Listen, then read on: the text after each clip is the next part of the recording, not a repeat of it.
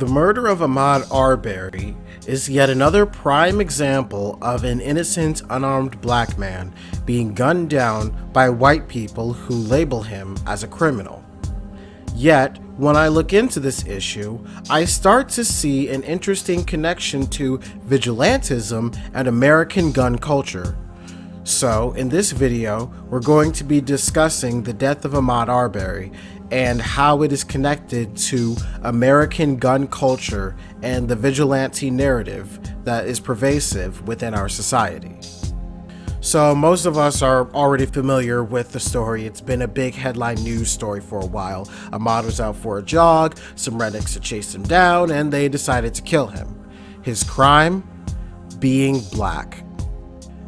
These were not officers operating under the law. These were regular people who suspected him of some robberies and decided to kill him. They were his judge, jury, and executioner, and he did nothing wrong. However, this is not so simple as racist morons shooting a black guy for existing, although that is basically what happened. There is a larger issue related to the vigilante hero narrative that is largely associated with American gun culture. Groups like the NRA often push the idea of the good guy with a gun stopping the bad guy with a gun. It's the American hero protecting his home, his family, and those he cares about with his gun that's protected by his Second Amendment rights. It is a narrative that is pervasive in much of the American populace, particularly when it comes to people who are conservative Republicans. Now, let me make one thing clear. I am pro-gun. I am a leftist, and as many people know, the further left that you go, the more pro-gun that you become. And that being said, while I am pro-gun by my own beliefs, I do understand that common sense gun control measures are just necessary. It's the rational conclusion of giving somebody a dangerous object that could kill someone. However, I don't think that these gun control measures should come at the cost of law-abiding Americans' ability to have the means to protect themselves and their families. Because as much as I want, gun control to save American society, I know that America is far past the point of no return, and restricting access to guns will stop some bad people, but it won't stop all the bad people. There will still be people who will use their guns to harm people. And that is an important thing to consider in this conversation. Just by observing the series of events that led into the death of Aubrey and looking at the men who had taken his life, it is clear that the narrative of the vigilante heroic American is one that they are very familiar with. This ideal is clearly what had informed them and led to the death of an unarmed man who did nothing wrong. This leads into the problems of the pro-gun versus gun control debates that we've been having in this country. In either scenario, people of color, our people, we lose out. The murder of Aubrey is a perfect example of what happens in a pro-gun society where guns are more readily available to the general population. Gun-toting civilians making judgments on whom they deem are dangerous or guilty of a crime with or without any prior evidence, taking people's lives on snap judgments alone. It increases the chances of somebody innocent dying by the bullets of a person who believed that they were in the right. The people who are at most risk here are black people, as we are demonized on the news and media constantly as being thugs and criminals or potential thugs and criminals. As such, they are the most likely to be targeted for racial profiling that could lead to somebody being hurt or killed. However, in a society with strong gun control laws, who is going to have the hardest time getting a gun to protect themselves? Black people, who are going to be suspected of being criminals even if they are legal gun owners. Black people. As I have previously stated, Black people are often stereotyped as being criminals or potential criminals, and as such, that makes it a little harder in such a society for these people to become legal gun owners, even if they are law-abiding citizens. Just think about how often it is that job applications reject names that seem too Black or too ethnic or what have you. Keeping that in mind, just think about how hard it would be for Black people to get a gun in the same society that demonizes them as potential criminals. I am reminded of the death of Philando Castile, who was a legal gun owner and was murdered because of it. The officer that had stopped him simply saw Black man plus gun equals criminal. And so he took the man's life. The murder of Castile says a lot about how American society responds to a Black man being a legal gun owner. There are also the stories of Black men who use their guns that they own legally to save people's lives. They were the good guy with a gun, they stopped the bad guy with a gun, and yet in these situations even, these men are profiled as being the active shooter, of being dangerous, and are gunned down by police. Stories such as E.J. Branford Jr. and Jamel Roberson, for example. This shows Black people all over the nation that the Second Amendment only applies to white people, that the concept of good guy with a gun implicitly implies good white man with a gun. Black men are just not trusted to be legal gun owners, not trusted to be responsible gun owners. So if a Black man has a gun, he automatically has to be a criminal, right? The death of Castile, along with the men who had saved people's lives with their guns, was a chance for organizations like the NRA to stand up and speak out for the rights of Americans to bear arms regardless of race, which is, what they claim. However, with the death of Philando Castile, they took a long time to say something about the matter, much longer than they usually would be. They normally jump on issues related to guns, but when it was Black men with a gun, they decided to take their time. And then when it came to issues like E.J. Branford or Jamel Roberson, I could hardly find much that they had said in their favor.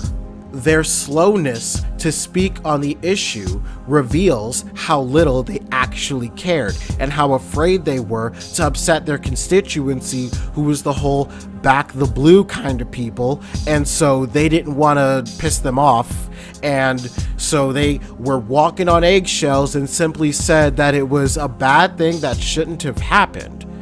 Little to no real condemnation there. Just the most milquetoast kind of forced statement that was pulled right out of their behinds. They didn't care. They don't care about legal gun owning Americans. They do not care about your right to own a gun. They care about your right to buy a gun. They care about your right to give them money. They care about their rights to continue to pander to right-wing politicians and make money off of them.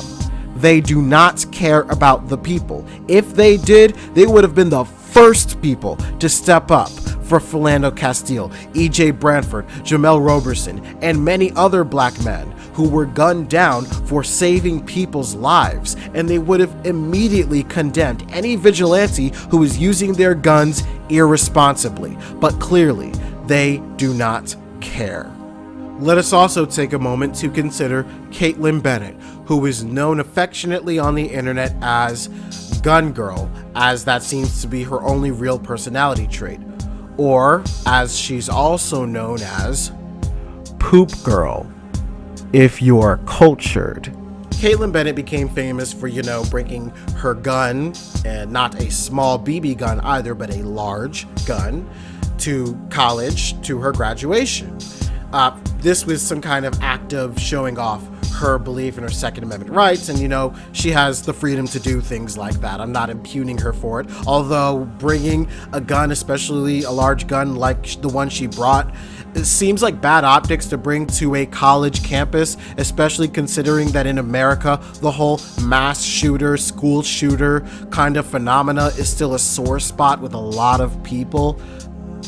Just imagine for a moment, though, if a black woman had done this. Imagine if a black woman had attempted the same stunt, all in favor of Second Amendment rights. Say she was wearing the same outfit. The only difference is it was a black woman carrying a gun on her, a large gun, instead of a pretty little white girl. Well, we don't really have to imagine much, don't we? Because we already know that she wouldn't have made it very far into the school. Security would have immediately stopped her and accosted her. She would have been held up by police, SWAT team, US military, freaking Halo Spartans or something like that. It would have been an entire scene. The whole school would have been held up. It would have been put on lockdown. Everybody would have been so scared. People on the college campus would be evacuating the building. The graduation would have been held up or even canceled or something like that because this black woman had walked on campus with a gun on her. They would have all been deathly afraid. It wouldn't even matter if she was a legal gun owner with a permit. She could be wearing her permit around her neck, letting people know she has the right to own this and she means nothing malicious by carrying it. It doesn't matter. They're not gonna let her in. They're not gonna let her go. Always remember, black people having guns is scary. Remember that the Black Panthers having guns publicly was enough for America to start pushing forth gun control measures.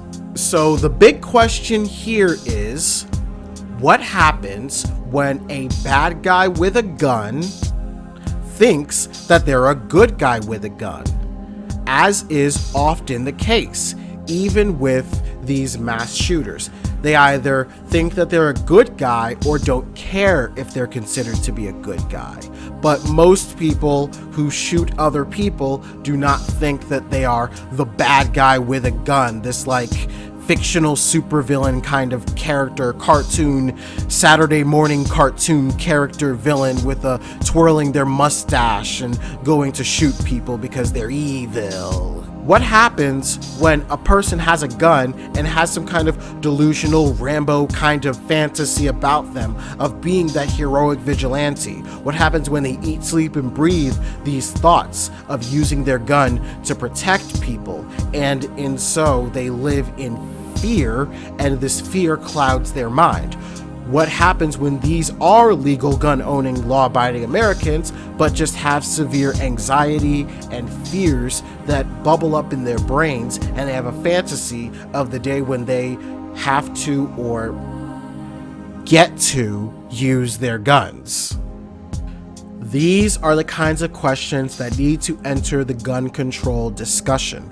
These are the kinds of things that both on the left wing and the right wing, both sides need to consider. It doesn't enter the conversation very much, but it needs to enter the conversation because these are the important things to consider when making these laws. And what's even more sad, if I can just go off for a second, are all of the people defending this, trying to find any kind of reason for why Aubrey or these other black men that I have mentioned deserve to die. I'm probably going to do a video on that in the future, but for right now, let me just go off a little bit. I see right-wingers bending over backwards to try and find a reason why Amahd Aubrey deserved death. Why Amahd Aubrey was some kind of evil thug monster man who just needed to be killed by a gun-owning American protecting his people. And I mean, they do this every single time. what are we supposed to do when faced with lunatic hicks or scared police officers? Why is it that black people need special training for literally existing in America? Why is it that we need special instructions for existing? Apparently, we can't jog. We can't even be legal gun owners. I remember the story of a man who was chilling in his house. He was chilling in his house, and some lady just kind of was doing some sleuthing or whatever, just kind of bust into his apartment or what have you, and she shot him. Why? Because he was there, and she was scared. She murdered a man who was just chilling at his home, watching TV, man. That's crazy. My man was jogging. He was jogging, and they just decided, hey, he's probably a criminal. Let's go kill him. Like, I was exercising with a friend this morning. Like, I don't go out working out with somebody and think, oh no, some crazy person is going to murder me for existing. But now that's something I have to consider. We can't even get exercise now, man. What's next? Next, it's gonna be a black man at a park meditating. And meanwhile, there's some white folks in a truck with some guns who are just breathing heavily and sweating. And they're just like, I gotta protect my family. I gotta protect my sons and daughters. I gotta do it. I gotta do it. He's gonna kill somebody, I know it. Black men minding his business? Oh no! So I guess the next time a mass shooting pops off and a black man has a gun and he could stop the active shooter, black man shouldn't stop the shooter. Black man shouldn't do anything. Good guy with a gun? Nah. Just let his friends and family be shot in front of him, because hey, if he saves their lives, the police will show up and think he's the shooter. Is that what you want? Is that what should happen? Because it seems like, you know, if a black man is a security guard, he can't get involved. He can't save people's lives. Otherwise, he forfeits his own, which in my mind is really heroic, but it just seems really scummy. Like he shouldn't have to die. He didn't do anything wrong. In America, we have a saying: innocent until proven guilty. Unfortunately, for black people, this is reversed. It's guilty until proven innocent, even if the person we're dealing with isn't a police officer.